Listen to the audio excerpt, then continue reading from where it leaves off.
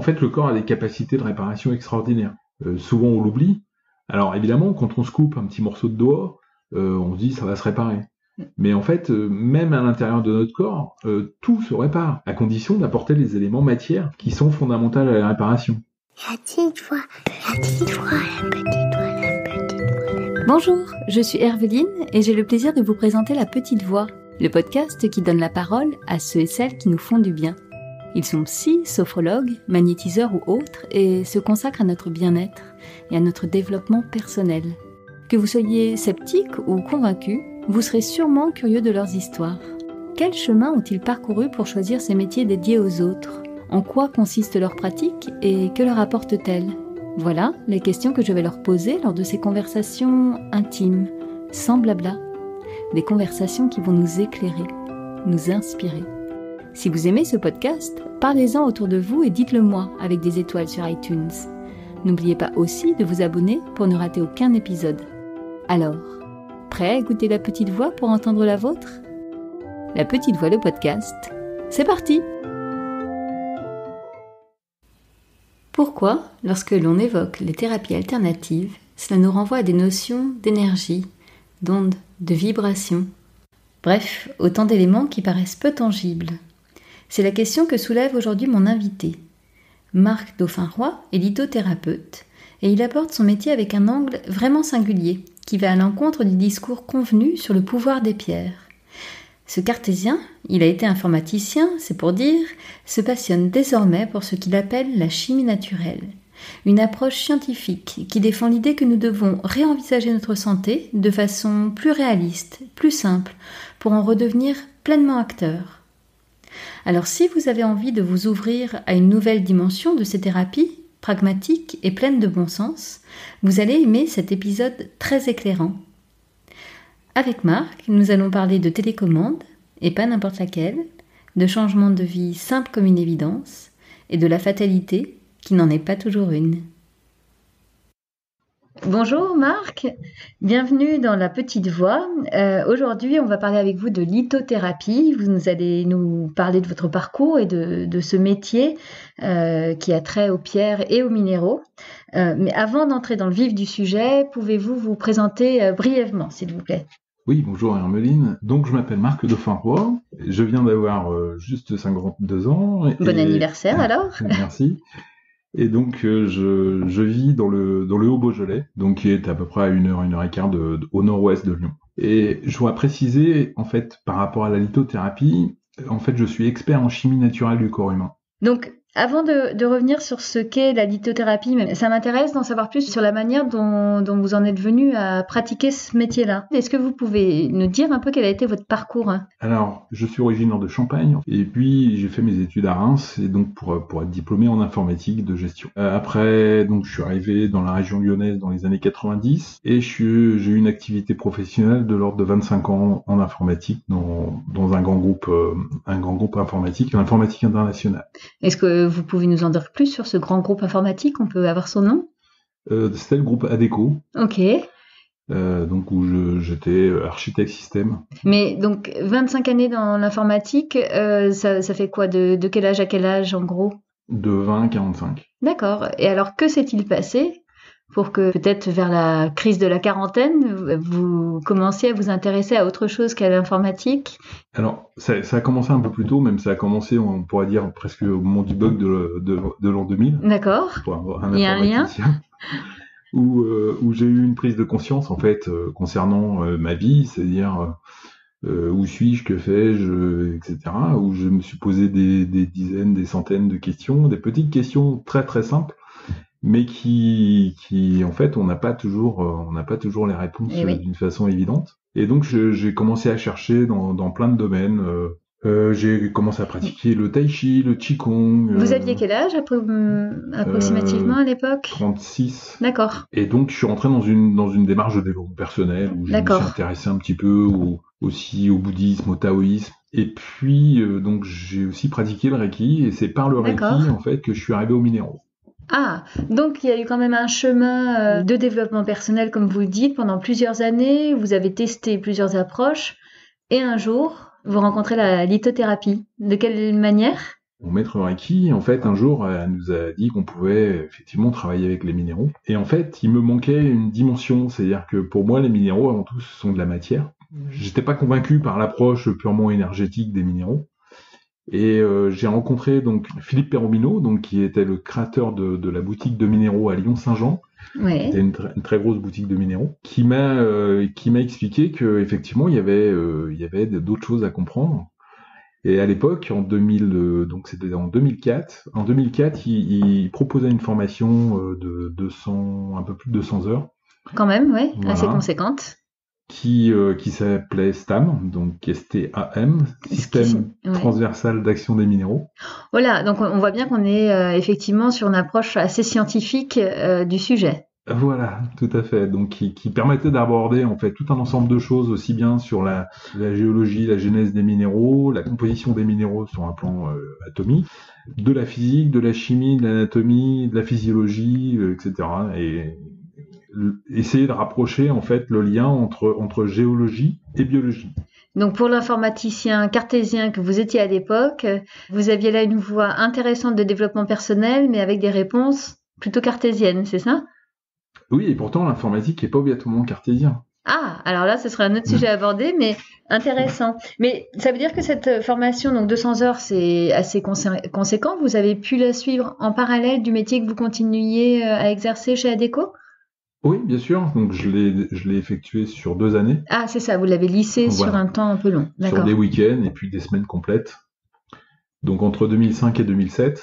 Et c'est vrai que cette démarche, elle me parlait énormément et m'intéressait. Donc j'ai continué à garder contact avec Philippe Perromino et à participer aussi à sa démarche jusqu'en 2012 où il a révélé en fait la chimie naturelle du corps humain, qui explique en fait le lien vraiment entre géologie, composition de la matière, donc les pierres, et notre composition de la matière aussi, et le fonctionnement au niveau des métabolismes. Lorsque vous dites qu'il a révélé la chimie naturelle, c'est quoi ? C'est une étude qu'il a menée pendant de longues années et il a révélé les résultats et ça a permis d'apporter vraiment des nouvelles connaissances et une nouvelle compréhension du fonctionnement du corps humain à travers sa chimie, c'est ça ? En fait, effectivement, Philippe et moi, on est repartis en fait des connaissances qui sont à la fois très anciennes. Par exemple, on s'appuie sur Lavoisier, qui est un des découvreurs de la chimie moderne, classification périodique des éléments, qui est l'ensemble des atomes connus sur cette planète. Et donc, voilà, c'est tout un ensemble de connaissances, de mise en lien, et puis aussi sur des données, sur des thèses très récentes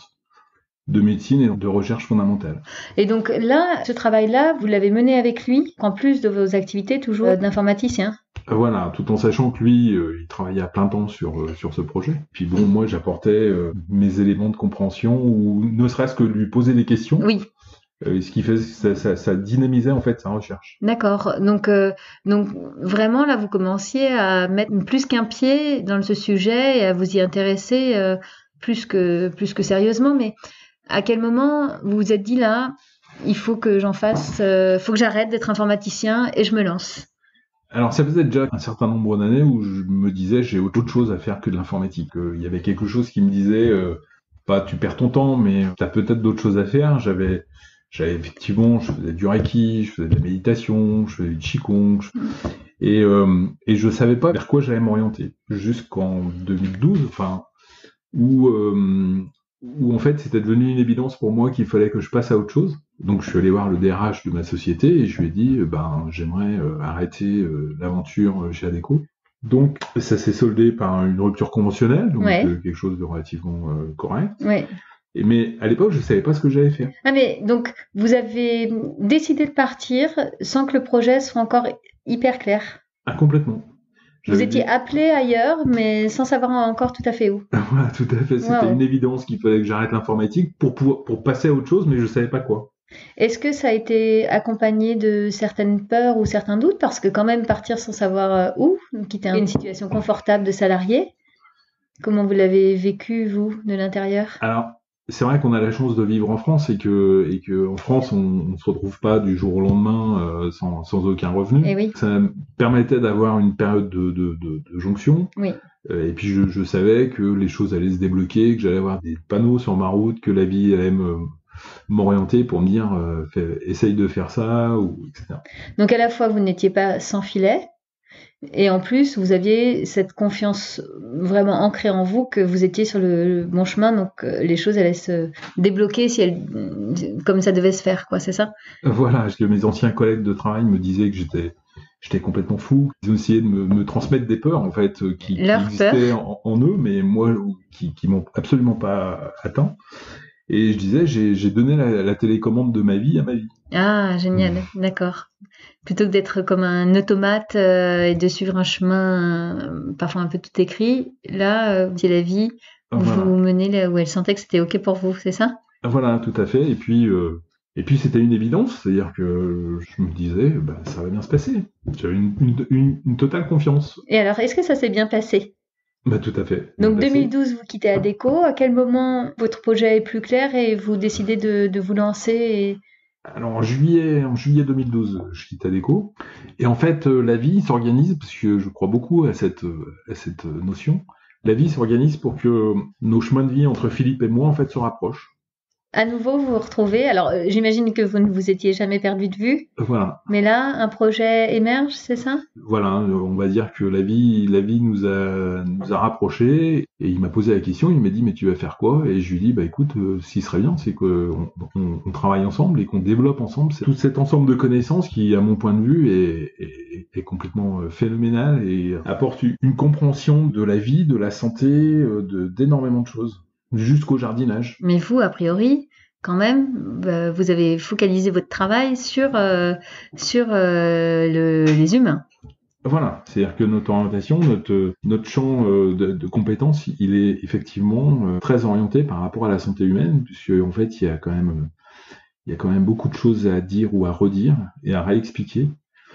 Alors, nous ne sommes pas médecins, et donc ce discours a beaucoup de mal à être entendu, parce que c'est d'une simplicité déconcertante.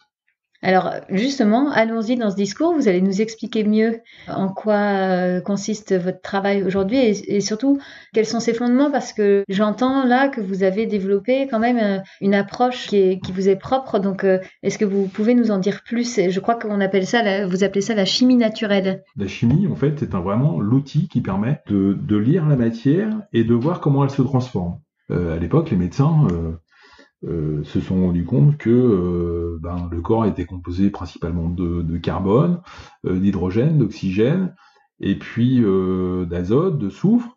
Donc ces éléments, en fait, font partie, quand on reprend le tableau de Mendeleïev, de la classification périodique des éléments, on retrouve d'une famille qui s'appelle les non-métaux. Puis très très grande famille, où ce sont les métaux. En fait, pour la chimie naturelle du corps humain, les métaux, ce sont eux qui font fonctionner nos métabolismes. Tout le monde sait que le fer, en fait, transporte l'oxygène. Oui, et effectivement, on peut avoir des carences en fer ou... Tout à fait. Et donc, on peut avoir un dysfonctionnement. Ouais. On peut avoir la bonne quantité, mais que ça peut être pas au bon endroit, ou que c'est pas suffisamment efficient, pas suffisamment opérant. Par exemple, pour le fer, on accuse le fer en cas d'anémie, donc on mesure le fer dans le sang. Ouais.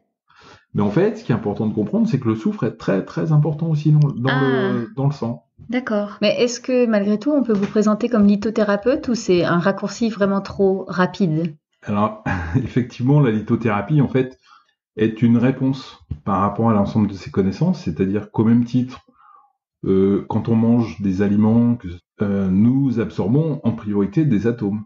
Donc, la lithothérapie est une façon de capter des éléments quand on pose des pierres sur notre peau, et des éléments chimiques et atomiques qui sont indispensables à nos métabolismes. D'accord. Bon, maintenant qu'on a saisi les grandes lignes de votre approche de chimie naturelle en revisitant pour moi certains cours de sciences nat, ça me ramène quelques années en arrière.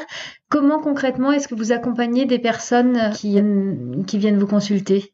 Effectivement, il y a toute une démarche, toute une compréhension, c'est-à-dire que nous sommes notre chimie, puisqu'en fait notre système hormonal, notre système nerveux ou notre système locomoteur, etc., tout ça c'est de la chimie. Donc nous sommes notre chimie et nous sommes aussi le résultat de notre chimie passée. C'est-à-dire que si aujourd'hui on rencontre des dysfonctionnements, c'est-à-dire qu'une pathologie ou une maladie, c'est un dysfonctionnement dans la matière. Alors on peut l'englober dans une globalité, bien évidemment. Mais une tendinite, par exemple, c'est un dysfonctionnement du tendon. Alors, pour une tendinite, si c'est ponctuel, si c'est une tendinite parce que j'ai trop joué au tennis, ça va. Mais si j'ai des tendinites à répétition dans toutes les articulations, etc., il y a une autre compréhension à avoir. C'est-à-dire, nous, on est vraiment dans une démarche d'autonomie. On veut réexpliquer, puisque ces choses sont relativement simples. Donc l'idée, c'est d'expliquer ces choses-là pour que les gens reprennent de l'autonomie et de la responsabilité par rapport à leur santé. On revient à l'histoire de la télécommande. Vous redonnez aux gens la télécommande de leur corps, c'est ça ? Voilà. Alors après, il faut qu'ils le décident. Bien sûr. Quand on fait la démarche de venir vous voir, c'est que déjà, on est dans une démarche active pour régler une problématique.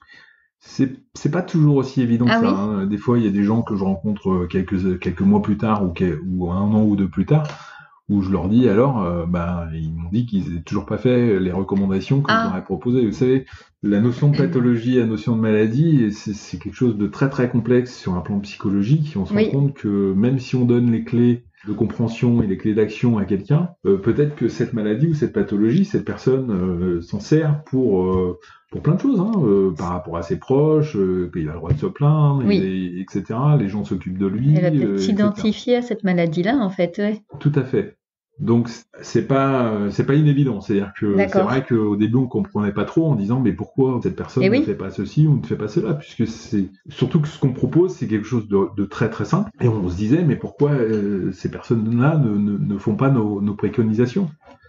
Et donc c'est vrai qu'après réflexion on essaie de comprendre et c'est des choses qui font partie de la psychologie humaine. Hein, c'est ça. Et là, effectivement, ça ne tient qu'à eux d'être acteurs. Mais pour les autres, alors, parlons de ceux qui véritablement sont dans cette démarche active de recherche de solutions pour une problématique. Est-ce que vous pouvez nous donner un exemple concret de cas de figure dans lequel on vient vous voir et de comment vous, ensuite, vous pouvez accompagner ? Alors, ça se passe sous forme d'entretien. Alors, soit des entretiens en présentiel ou par Skype ou par téléphone. Ouais. Où en fait, il y a une phase connaître. Hein, c'est-à-dire que ce qui est important, c'est de connaître un peu le passé de la personne. Ouais. Alors on peut remonter, suivant les cas, on peut remonter à partir de la procréation, hein, et de la procréation et de la gestation. Sur quel type de cas on a besoin de remonter si loin dans l'histoire de la personne ? Sur des pathologies relativement lourdes, en lien avec le système neurovégétatif, etc., où en fait, le système neurovégétatif, les enjeux de la fabrication, c'est à ce niveau-là, c'est pratiquement les 28 premiers jours de la procréation. Ah, donc vraiment la vie ultra-embryonnaire. Voilà, tout à fait. Et puis on déroule, par exemple, comment s'est passée la naissance, qui est un enjeu chimique monumental. Comment s'est passée la petite enfance. Donc il y a eu des problématiques, est-ce que la croissance s'est bien passée, est-ce qu'il y a eu des diverses problématiques, de diabète ou des problèmes de peau. Puis la vie émotionnelle aussi. Oui. Les déménagements, par exemple. Quand on est enfant et qu'on déménage... Alors, ça paraît des événements de la vie qui peuvent paraître simples, mais il peut y avoir des cas où un déménagement, en fait, provoque un bouleversement... Un choc émotionnel, quoi. Complètement, tout à fait. Qui, chimiquement, va agir sur les cellules de la personne. Ah, voilà, et sur ses métabolismes. Donc là, en gros, cette première phase, qui est une phase un peu d'audit, vous menez l'enquête pour mieux connaître l'histoire de la personne, l'histoire émotionnelle et physique, et ensuite... Et ensuite, alors évidemment pour une tendinite, je reprends l'exemple de la tendinite, on va pas investiguer autant, bien sûr. Pour des problématiques plus lourdes, du style diabète, etc. On va essayer de faire toucher du doigt en fait, faire toucher du doigt la personne qu'il y a eu une succession d'événements. Par exemple, la notion des dents. Les dents, c'est quelque chose de très très important pour notre santé. Et donc, comment s'est passée la petite enfance par rapport aux dents, les dents de lait, etc. À partir de quel moment il y a eu des réparations sous forme d'amalgame. On sait que les amalgames sont aussi des éléments où, sur un plan atomique, on se retrouve avec du plomb et du mercure. Donc, qui sont pas vraiment compatibles avec la chimie du vivant. Donc voilà, on a eu des cas, par exemple, où il y a eu une dame qui avait eu des plombages sur des dents de lait à l'âge de 7 ans. Elle était intoxiquée aux métaux lourds, etc. Et du coup, elle avait quoi comme problématique de santé ? Des problèmes d'ordre psychologique, neurovégétatif. Et comment vous êtes intervenu ? Donc là, vous avez posé alors diagnostic, j'aime pas le mot parce que c'est trop médical, mais vous avez trouvé une réponse à l'origine de sa problématique. Mais ensuite, que se passe-t-il ? On peut lui proposer des minéraux qui vont permettre de l'aider, parce que en fait, le corps a des capacités de réparation extraordinaires. Souvent, on l'oublie. Alors évidemment, quand on se coupe un petit morceau de doigt, on se dit ça va se réparer. Mais en fait, même à l'intérieur de notre corps, tout se répare, à condition d'apporter les éléments matières qui sont fondamentaux à la réparation. Et là, lithothérapie, en tout cas les pierres, les minéraux, peuvent justement apporter cette aide à la réparation du corps? Tout à fait. Donc on peut bien évidemment avoir un apport d'éléments atomiques donc par la nourriture, Ouais. puisque nous mangeons pour manger des atomes. Voilà. Donc je reviens sur la notion de métaux, non-métaux, Ouais. et nous mangeons surtout pour manger les métaux. C'est-à-dire que nous mangeons des aliments pour manger du fer, pour manger du cuivre, pour d'accord. manger du calcium, etc. etc. Ouais. Et même si ces métaux sont en quantité infinitésimale, n'empêche qu'ils sont primordiaux pour le fonctionnement de nos métabolismes. Donc évidemment, on peut privilégier certains aliments, et puis on peut aussi avoir une absorption de ces métaux par les pierres, puisque les pierres sont surtout composées de métaux. Donc en fait, vous allez identifier à partir de la problématique que vous avez comprise. On va remonter pour essayer de trouver la cause de la problématique et vous allez trouver les réponses minérales pour résoudre ce problème-là, soit en apportant les métaux qui manquaient, soit justement en enlevant ceux qui étaient là en trop, c'est ça? Voilà. Alors la démarche événementielle, c'est vraiment pour que la personne comprenne. Parce que c'est très Pour vous, important. c'est important que la personne comprenne, qu'elle fasse cette démarche intellectuelle-là de compréhension. Ça va lui donner un sens. Parce qu'aujourd'hui, la médecine ne s'intéresse pas à cette dimension. Et en fait, expliquer simplement que une personne peut avoir des problèmes de vue suite à une émotion, ou peut devenir diabétique, ou peut déclencher une spondylarthrite, par exemple, suite à une émotion. Alors après, cette personne peut aussi, à partir de cette compréhension, peut pratiquer des disciplines qui vont être plus en lien avec l'émotionnel, je ne sais pas, de la sophrologie ou d'autres thérapies qui vont aussi l'aider à travailler et à décristalliser cette émotion. Alors j'imagine que dans ces cas-là, plusieurs outils peuvent se compléter, mais justement, vous évoquez les médecins. Je me demandais à quel moment dans leur parcours de soins arrivaient les personnes. C'est quoi? C'est quand par exemple, j'ai des tendinites à répétition, j'en peux plus, les médecins ne trouvent rien. À quel moment on vient vous voir dans un parcours médical? Ah, c'est un peu. J'aurais tendance à dire que ils arrivent un peu par accident. C'est souvent des rencontres de la vie où en fait des personnes disent j'ai tout essayé. Je sais pas. Dernièrement, j'ai fait un salon où j'ai rencontré 2 viticulteurs qui ont des tendinites à répétition dans le poignet et dans les épaules. Là, c'est vraiment en lien avec leur métier. Et donc, je leur ai expliqué des choses. Ils ont pu expérimenter en direct sur le salon. Et en l'espace de quelques minutes, ça les avait largement soulagés. D'accord. Donc là, on est sur un cas où on peut assez vite résoudre et apporter des réponses, mais quand on vous contacte, notamment sur des pathologies plus lourdes que vous évoquiez tout à l'heure, combien de temps va durer l'accompagnement? Combien de séances faut-il faire pour trouver... Alors, je schématise beaucoup, je caricature, mais combien de séances faut-il pour trouver les pierres qui vont apporter le mieux-être dont j'ai besoin? En une seule séance. D'accord, donc une seule consultation suffit à identifier, et donc en fait on repart avec notre ordonnance de pierre. Je caricature encore une fois, mais c'est un peu ça l'idée? Voilà, l'idée, si vous voulez, à partir du moment où on a fait ce travail d'identification, donner un sens, parce que c'est aussi important de comprendre que les choses ne sont pas obligatoirement des fatalités. Et ça, c'est très très important. Mais en France, dès qu'il nous arrive quelque chose, c'est de l'ordre de la fatalité, et surtout de reprendre de l'autonomie. C'est-à-dire dire, je peux faire des choses qui sont relativement simples. Alors évidemment, je sais pas si je prends un exemple un peu extrême, quelqu'un qui souffre d'arthrose, qui a 80 ans, évidemment, ça va pas lui redonner ses articulations de l'âge de 20 ans. On est d'accord, il n'y a pas de miracle. Voilà. Par contre, il va déjà beaucoup moins souffrir. Et puis, d'autre part, ça va avoir tendance à restimuler les tissus. Donc, ce qui veut dire que, il va être soulagé. Voilà. Donc, l'idée, c'est vraiment dans cette dynamique où simplement stopper des dysfonctionnements, des maladies, les stopper pour éviter qu'elles continuent d'évoluer et que le corps se dégrade. Et éventuellement restimuler pour essayer de rembobiner. Que la matière, si vous voulez, se régénère. Ce que j'entends dans votre approche, dites-moi si je me trompe, mais j'ai l'impression que vous utilisez les pierres et les minéraux comme un outil, évidemment de mieux-être, mais aussi d'aider les personnes à devenir vraiment acteurs de leur santé. Tout à fait, vous savez, tout le monde connaît les cataplasmes d'argile. Oui. Et l'argile, c'est de la lithothérapie.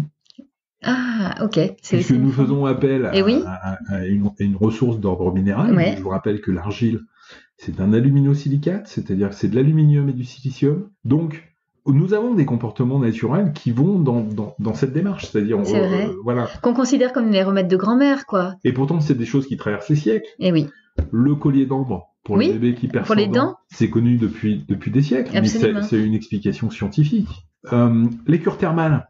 Les cures thermales qui sont pratiquées depuis l'Antiquité, où justement, on se sert de l'eau, les éléments minéraux, donc qui sont le calcium, les bicarbonates, différents éléments qui sont des minéraux, qui sont véhiculés par l'eau, et on se sert de cette eau pour apporter les éléments à nos métabolismes.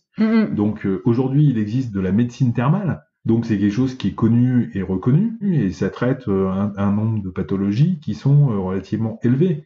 Ce qui se passe, c'est que effectivement les personnes vont en cure pendant 3 semaines.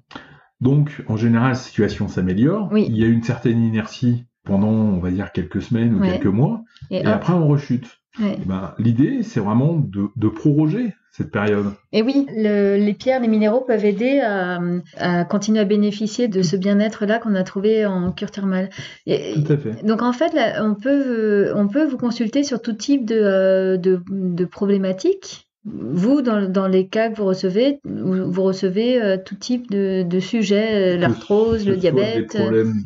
Des problèmes d'articulation, des problèmes de peau, des migraines, en fait, si vous voulez, tous les métabolismes répondent à un fonctionnement minéral. Et cette simplification, en fait, cette lecture, en fait, on s'affranchit de toute la compréhension biochimique qui est vraiment très, très, très, très complexe. Mais si on apporte les éléments principalement métalliques au corps, les métabolismes vont avoir tendance à retourner vers un fonctionnement normal. D'accord.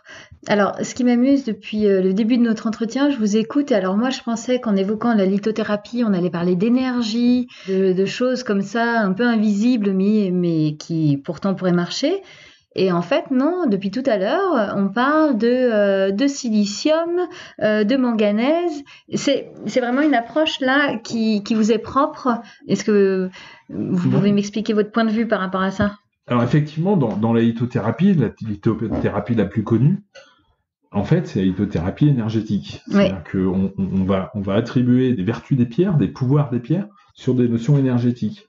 Notre démarche, en fait, est beaucoup plus basée sur le fait que les pierres sont en premier lieu de la matière, que cette matière, on sait la lire, puisqu'en fait, elle est composée d'atomes, et que ces atomes, on peut s'en servir. C'est-à-dire que porter un collier en malachite, par exemple, qui est un carbonate de cuivre, va nous apporter du cuivre. D'accord. Donc, en tout cas, on voit bien que vous êtes dans une démarche très scientifique des pierres et des minéraux, et pas énergétique. Votre discours, il n'est pas de cet ordre-là. Alors, une démarche scientifique et surtout pragmatique. C'est-à-dire que... Ça, c'est l'informaticien qui revient.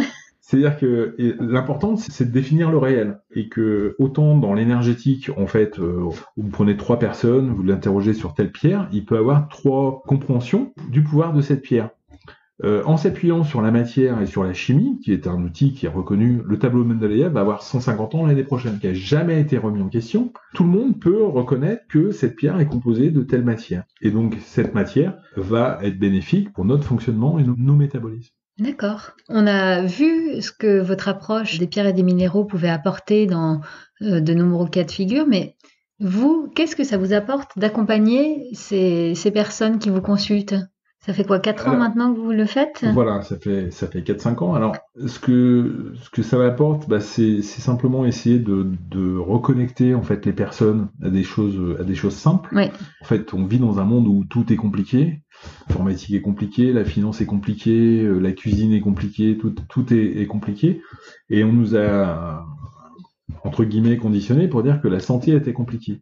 Mais en fait, il faut simplement faire preuve de bon sens et simplement réexpliquer un certain nombre de clés, comme il est important de boire de l'eau, par exemple. On revient en fait à des choses fondamentales et, comme vous disiez, de bon sens, mais qu'on a besoin de réentendre pour arrêter de penser que c'est compliqué. Oui, mais malgré tout, on se trouve confronté justement au fait que souvent, on nous rétorque que si ce qu'on disait était vrai, ça se saurait. Et pourtant, c'est scientifique, c'est de l'ordre du concret et du réel. Non seulement c'est scientifique, mais c'est aussi pragmatique, puisque vous avez ce recul-là maintenant, et j'imagine que dans les cas de personnes que vous accompagnez, vous pouvez constater les effets bénéfiques de l'intervention des pierres et des minéraux, du coup. Tout à fait, puisqu'on a un recul de maintenant... de plusieurs années, d'exemples concrets, c'est ça.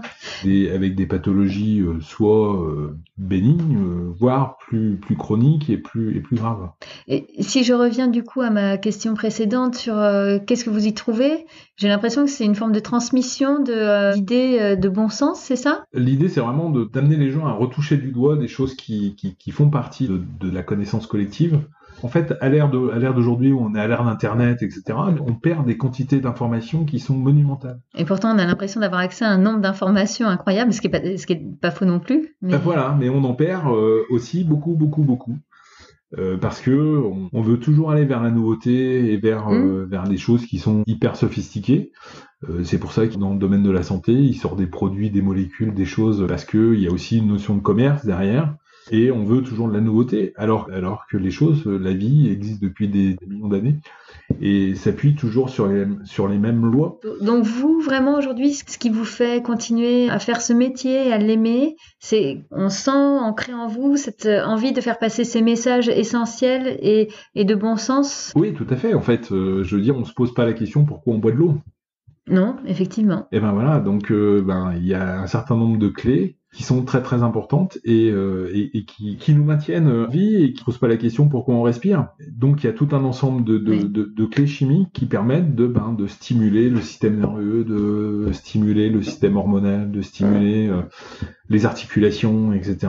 ou toute la dimension psychosomatique aussi. Oui. Puisqu'il y a beaucoup de disciplines qui s'occupent des somatisations, mais en fait, ce qui est important de comprendre, c'est que s'il y a un désordre dans la matière, ça veut dire qu'il y a un désordre de la chimie. Et si j'ai des plaques d'eczéma, ou si j'ai des psoriasis, ou si j'ai différents désordres qui sont en lien avec les somatisations, et donc de soutenir le corps dans la matière. Tout à fait. Très bien. Pour finir, j'ai quelques questions rituelles à vous poser. La première, j'aimerais savoir s'il y a un livre qui vous inspire particulièrement. Alors, je suis un très très très mauvais lecteur. Ah, vous ne lisez pas? Je ne lis pas. Bon. Ou vraiment des choses sporadiques, etc. Ou alors des documents scientifiques. Moi, ce qui m'intéresse, c'est surtout le livre de la vie. D'accord, pourquoi pas? Parce que justement, on a chacun notre livre individuel, mais il y a aussi un livre collectif. Et c'est ce livre-là qui est intéressant. Moi, je suis beaucoup plus sur une dimension de transmission orale, où il y a beaucoup de choses qui passent. Ok, bon. C'est une réponse originale, mais elle fonctionne aussi. Il n'y a pas de mauvaise réponse. Je voulais aussi vous demander si vous avez un rituel bien-être quotidien. Un rituel bien-être quotidien. Très souvent, quand je me réveille et que j'ouvre les yeux, je remercie la vie. Vous consacrez ce premier moment de la journée à la gratitude. En disant « chouette, je suis en vie ». Est-ce que vous pouvez me citer 3 mots synonymes de bonheur? Alors, ça va être une réponse aussi originale, parce que je pense que le bonheur est un leurre. La recherche du bonheur, en fait, vous savez, on connaît tous ça, c'est-à-dire que quand on a des inspirations, quand on est jeune, qu'on veut créer une famille, on veut une maison, on veut une voiture, on veut un niveau social, etc. Et puis, étrangement, il y a un grand nombre de populations, quand on a tout ça, quand on a tout ça, au bout d'un moment, on s'ennuie. Donc, je pense que le bonheur est un leurre. Mais le bonheur peut avoir d'autres formes que juste cette image-là. Alors, le bonheur de l'instant présent. Et ça, c'est une jolie réponse, originale aussi, mais qui fonctionne. Et du coup, est-ce que vous, Marc, vous êtes heureux? Oui, je vis dans une forme de béatitude, dans le remerciement, la gratitude de la vie. Alors, de la vie, soit à travers les rencontres, ouais. Et puis tous les instants présents, ça peut être dans mon jardin, quand il y a des fleurs qui commencent à pousser au printemps, etc. En fait, c'était cet émerveillement par rapport à la puissance de la vie. Ouais. Et la puissance aussi des différents mondes, aussi bien minéral, avec la beauté des minéraux. C'est vrai que je suis effectivement aussi un passionné des minéraux. Le monde végétal que je découvre depuis quelques années, depuis que j'habite à la campagne, parce qu'avant j'habite en pleine agglomération, et voilà, mais quand je vois la puissance du végétal, c'est assez impressionnant. Et puis aussi, toute la dimension et la merveille du monde animal, et puis de l'humanité, puisque en fait, il y a une diversité, même si il peut y avoir des périodes un peu délicates. L'important, je pense que c'est l'évolution. Comme toute évolution, il y a des moments, il y a des périodes plus ou moins agréables. Et puis redonner le pouvoir, mais le pouvoir au sens spirituel, le pouvoir sur la vie, sur nos vies, sur notre santé.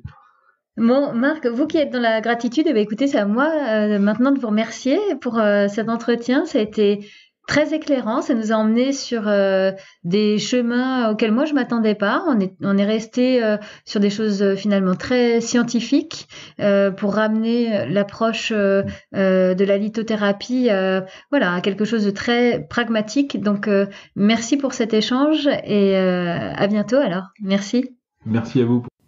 La Petite Voix, le podcast, c'est fini pour aujourd'hui. Rendez-vous mardi dans 2 semaines pour le prochain épisode. Si celui-ci vous a plu, alors dites-le moi avec des étoiles sur iTunes. Parlez-en aussi autour de vous. Et pour ne rater aucun épisode, pensez à vous abonner sur votre appli de podcast ou sur les réseaux sociaux. Vous me trouverez en cherchant La Petite Voix, le podcast sur Facebook, Instagram, Twitter et YouTube. D'ailleurs, c'est sur ces pages que je vous raconte les coulisses de ma rencontre du jour et que vous trouverez toutes les références de l'épisode. Une dernière chose qui me tient vraiment à cœur, je serais ravie d'échanger avec vous sur vos impressions, de recevoir vos questions et vos suggestions sur les invités que vous aimeriez entendre. Alors surtout, n'hésitez pas à m'écrire. Merci beaucoup et à bientôt sur La Petite Voix.